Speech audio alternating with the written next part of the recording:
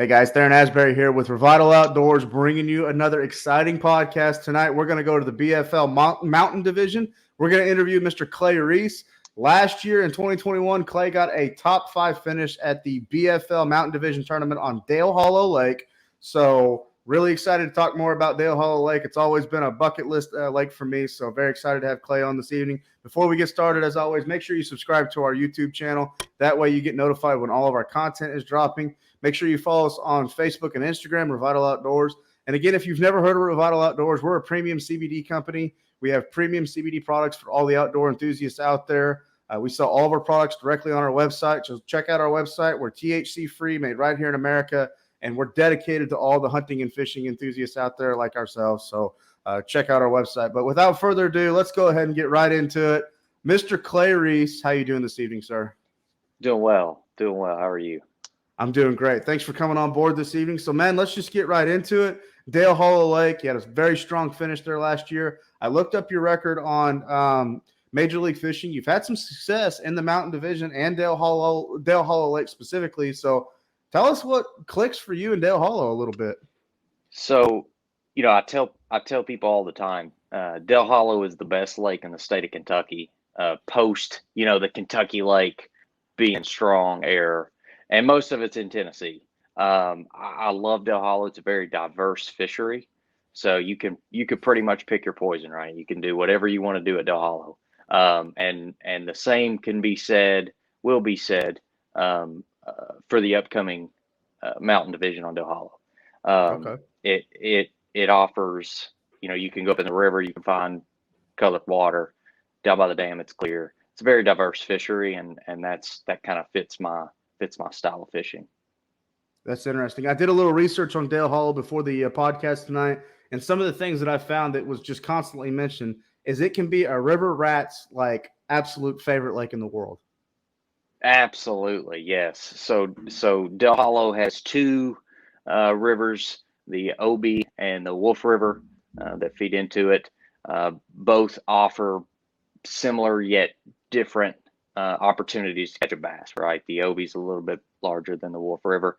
I typically tend to stay down lake. I try to stay out of those rivers. They get pretty crowded. There are a lot of good river rats in the Mountain Division. And so I try to stay away from those guys. So are you more like down lake by the dam, like a Clearwater fisherman, or? Yeah, I certainly don't mind staying water. I tend to just try to get away from everybody. I think down the lake gets less pressure.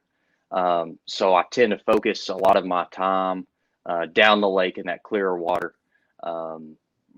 Specifically this time of year. It's certainly not as typically you don't get as many bites, but quality lives just like on any other reservoir. I'm of the belief that the biggest bass in the lake live on the lower end. Okay. I got you. Well, let's take a focus on your tournament last year, top 5 finish. Walk us through just kind of briefly your tournament, maybe some things you were targeting in the lake and maybe some baits that you found productive or action or style of baits. Yeah. So last year we had a couple different things going on, right? We had pre-spawn, we had the spawn going on, and I certainly geared more towards that spawn. So last year, I looked at everything that I weighed in. However, I caught last year. I think I caught probably 3 or 4 limits of bass, and obviously I was not looking at those. So yeah, it's a fun fishery, specifically in the spring, because you can target the staging fish. You can look at them, and I chose to look at them last year. As far as baits go, typical bed fishing baits, right? Soft plastics, creature baits, tube. A tube was pretty key. I think I weighed in 4 of the 5 last year on a tube. Just typical bed fishing baits. Right. So down by the dam provides a little bit better opportunity to do that because the water is always clear. I got you. I got you. I know down here in Florida, especially this time of year, when you see a guy take off for a tournament and he's got like 20 rods on the deck with all different soft plastics, you can almost bet he's sight fishing Yeah, because you got to right. throw everything. They all act differently. I don't care who you are, how you bed fish. I don't think there's ever been an angler in this world that's won a tournament and said, I threw one bait into all the beds all day long. That's right. They all have different personalities, right? And that's what's so fun about it. That's what's so intriguing about sight fishing to me is that every bass that you see reacts a different way to a different bait. And that's if it were easy, we wouldn't want to do it right. Oh, absolutely. Absolutely. So the tournament last year, how many keepers did you catch? Um, I believe I caught 17 or 18 keepers total last year. Wow. Um, yeah. So I though I though I did bed fish for what I weighed in, I didn't do it exclusively. So, it just kind of developed throughout the day. Um, but but yeah, so I had a couple things last year going on, right? I had some sight fish.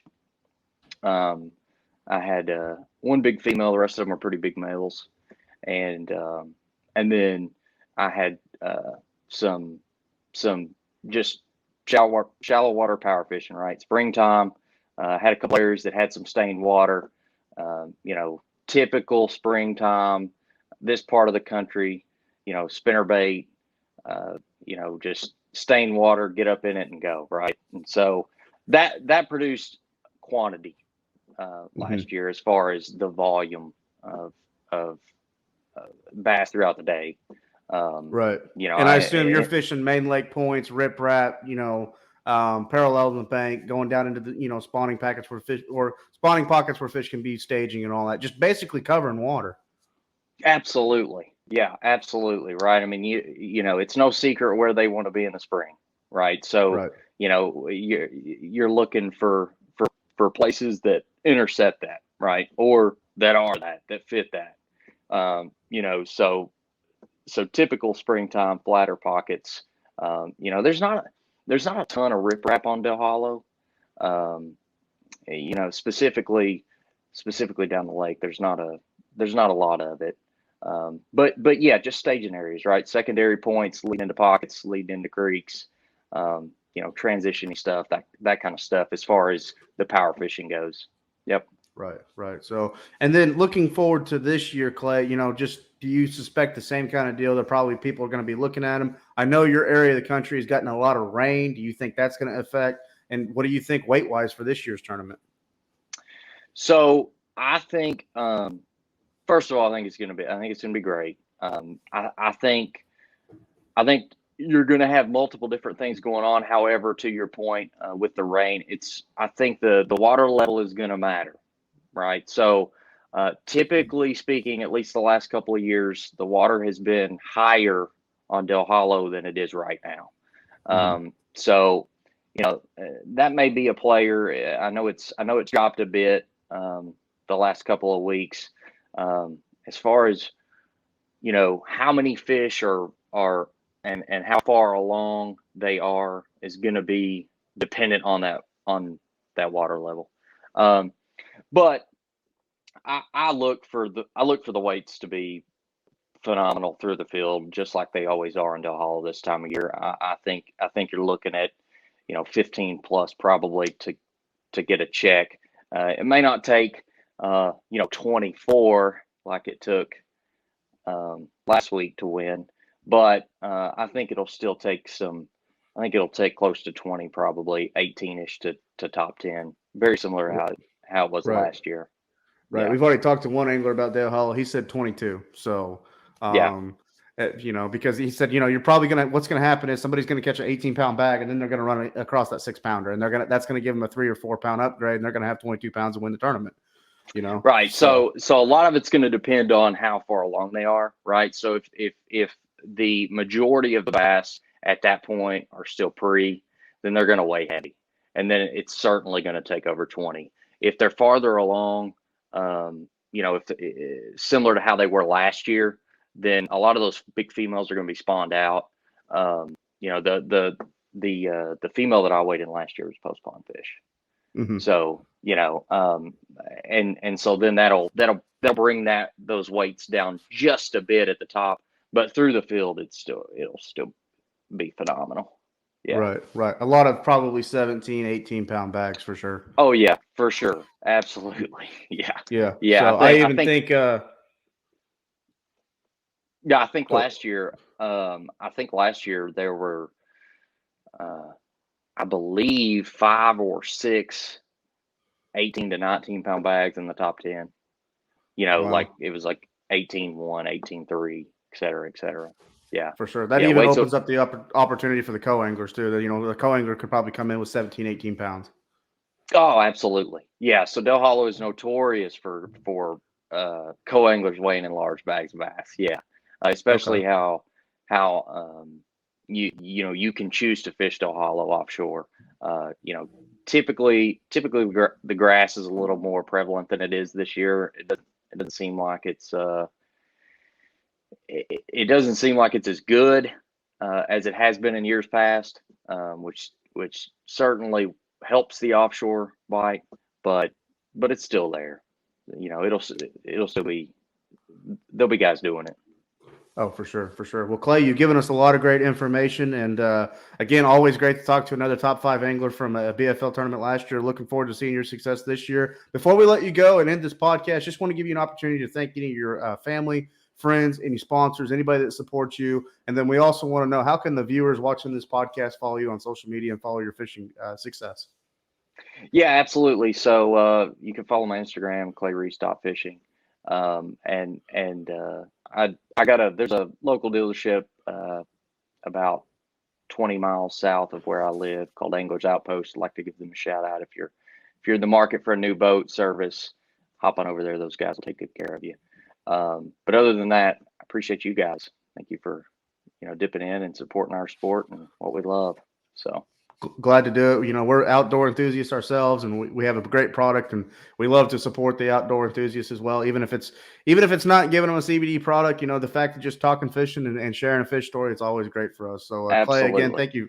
Thank you again for coming on board with our podcast this evening. For all of us at Revital Outdoors, make sure you follow Clay Reece on social media. Again, you've been talking to him this evening. He was a top 5 angler from the Mountain Division BFL tournament on Dale Hollow. Again, also, before we let you go, make sure you subscribe to our YouTube channel if you haven't already. And always, God bless, be safe out there, and we'll talk to everyone on the very next podcast.